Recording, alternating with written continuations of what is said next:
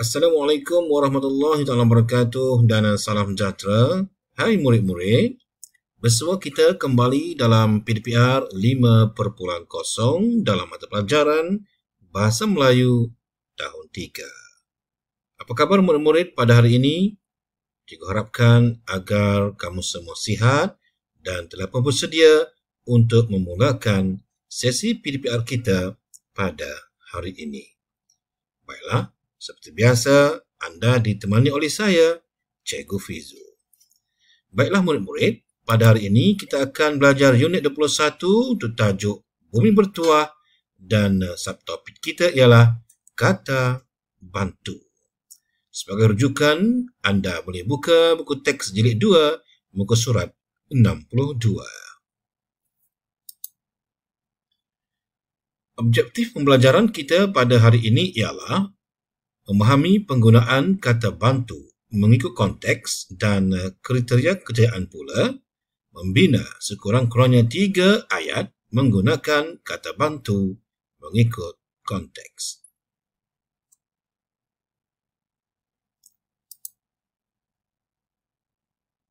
Kata bantu. Apa itu kata bantu? Kata bantu ialah jenis perkataan yang tugasnya membantu frasa kerja, frasa adjektif dan frasa sendi nama. Terdapat 2 jenis kata bantu, iaitu pertama, kata bantu aspek, kedua, kata bantu ragam. Kata bantu aspek.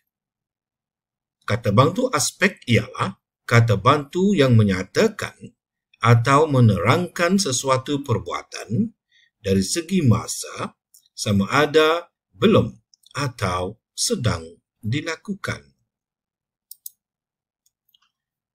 Berikut adalah contoh kata bantu aspek.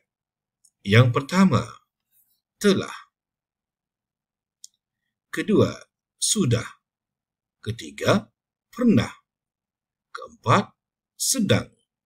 Kelima, masih. Keenam, akan. Dan ketujuh, belum. Ini pula adalah contoh ayat bagi kata bantu aspek. Pertama, bunga di taman itu telah kembang. Kedua, Encik Johari sudah membersihkan rumahnya. Ketiga, dia pernah ke pulau itu. Keempat, Wan Rubiah sedang memandu kereta baharu. Kelima, Abang sedang berlatih dengan bersungguh-sungguh. Keenam, mereka masih berbincang tentang laporan itu. Keenam, Mia akan bersenam pada setiap hari Sabtu. Dan ketujuh, Adi belum menyiapkan kerja sekolahnya. Perkataan yang bertanda warna merah ini adalah kata bantu aspek. Seterusnya ialah kata bantu ragam.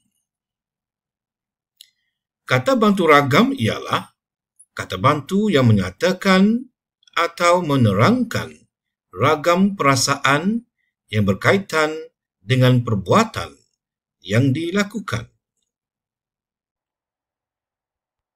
Berikut pula adalah contoh ayat bagi kata bantu ragam. Pertama, Encik Rahmat hendak ke tempat kerjanya. Kedua, dia mahu berjumpa kawannya di taman. Ketiga, buku itu mesti dipulangkan ke perpustakaan. Contoh keempat, Syahrul boleh makan aiskrim setelah batuknya pulih. Dan contoh ayat kelima, Damia berharap dapat sampai ke Kuala Lumpur sebelum malam. Perkataan bertanda merah ini adalah kata bantu ragam. Kita teruskan dengan aktiviti pada minggu ini. Sila rujuk buku teks muka surat 62. Marilah sama-sama kita bincangkan jawapan yang sesuai untuk mengisi tempat kosong bagi kata bantu tajuknya santan sawit. Telah pun diberikan kepada kamu maksud kata bantu ragam dan juga kata bantu aspek. Kata bantu ragam bentuk kata yang menyatakan atau menerangkan ragam perasaan yang berkait dengan perbuatan yang dilakukan. Contoh, hendak, mahu, harus, mesti. Manakala kata bantu aspek pula bentuk kata yang menimbulkan suasana perbezaan masa, iaitu masa lampau, masa kini atau masa hadapan. Contoh, sudah, pernah, sedang, baru. Jom bersama dengan cikgu kita baca sama-sama tajuk santan sawit. Kebanyakan masakan tradisional Melayu memerlukan santan sebagai bahan utama. Jika ditukar dengan bahan lain, mungkin akan mempengaruhi rasa serta kualiti masakan tersebut. Santan sawit tiada bezanya dengan santan kelapa biasa. Rasa dan bau santan sawit masih sama dengan santan kelapa. Santan sawit memiliki kelebihan yang tiada pada santan kelapa. Santan sawit dapat menjimatkan kos. Santan sawit perlu digunakan sedikit sahaja. Untuk masakan seperti kari, kita cuma memerlukan 1/3 daripada santan kelapa. Hal ini disebabkan santan sawit lebih pekat. Santan sawit tidak akan berbau tengit. Santan sawit yang belum dibuka bungkusannya boleh disimpan sehingga 3 bulan. Jika telah dibuka, santan tersebut boleh disimpan selama sebulan pada suhu rendah. Makanan yang dimasak menggunakan santan sawit juga tidak mudah rosak. Hanya perlu disimpan di dalam peti sejuk dan dipanaskan. Santan sawit juga menggantikan susu jika memasak nasi minyak dan nasi biryani.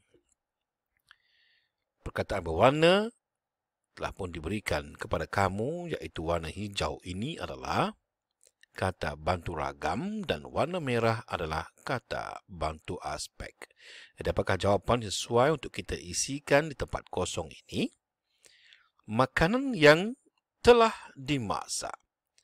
Makanan yang telah dimasak menggunakan santan sawit juga tidak mudah rosak.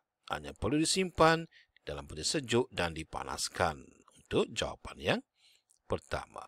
Santan sawit juga boleh menggantikan susu jika hendak memasak nasi minyak dan nasi biryani. Murid-murid, untuk jawapan yang cikgu berikan sebentar tadi, boleh kamu nyatakan yang mana satu kata bantu ragam ataupun kata bantu aspek. Bagi jawapan telah, boleh dan juga hendak. Kita teruskan lagi dengan tugasan yang perlu kamu lakukan pada minggu ini. Sila rujuk buku aktiviti muka surat 68, aktiviti 6, lengkapkan petikan dengan kata bantu yang betul. Sains dan teknologi dalam industri pertanian. Jawapan pilihan telah diberikan kepada kamu. Akan, patut, telah, sedang, dapat, pernah. Isikan tempat kosong di ruangan yang disediakan dan seperti biasa, hantar jawapan anda melalui pautan telegram yang diberikan.